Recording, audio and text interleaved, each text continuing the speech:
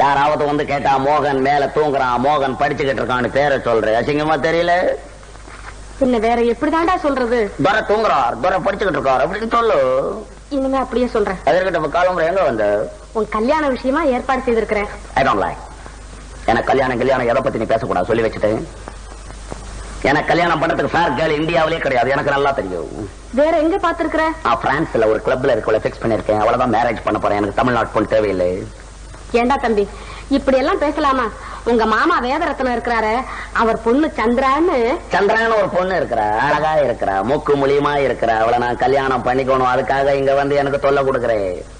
கல்யாணமா கல்யாணம் எதுக்கு பண்றதுன்னே இந்தியாவில இன்னும் சரியா தெரியாது.